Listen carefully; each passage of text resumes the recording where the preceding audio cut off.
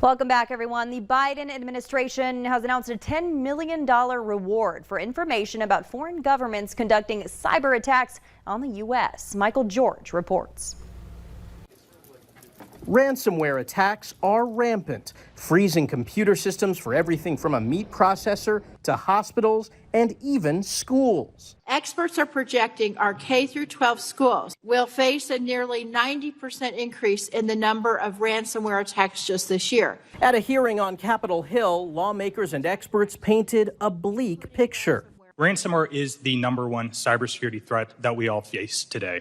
A cyber attack on a hospital has the potential to threaten life and limb. Efforts are being made to stem attacks. The Biden administration is stepping up the investigation of foreign hackers and on Tuesday issued new cybersecurity requirements for pipeline operators after an attack in May shut down the Colonial Fuel operation for days. Computers. Witnesses at the hearing say collaboration is key, like the Ransomware Task Force, which has tech companies and government agencies working together. Government has law enforcement and intelligence resources that private sector cannot match.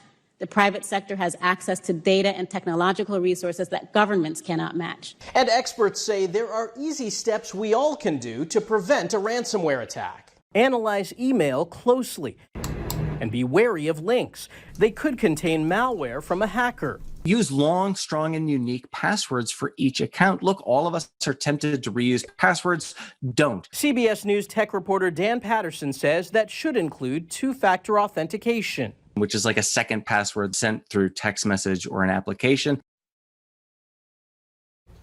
Microsoft says the extra layer of security could stop 99% of automated attacks, helping protect personal data and corporate networks.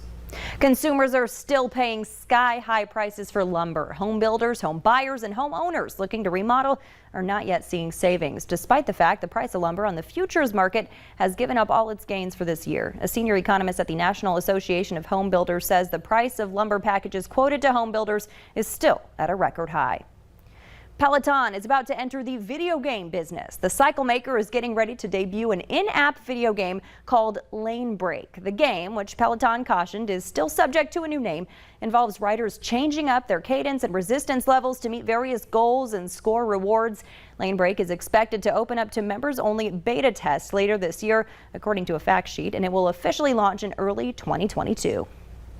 Good news for coffee drinkers. It turns out your daily cup of joe might actually be good for your heart. We'll have those details when Valley News Live at 4 continues.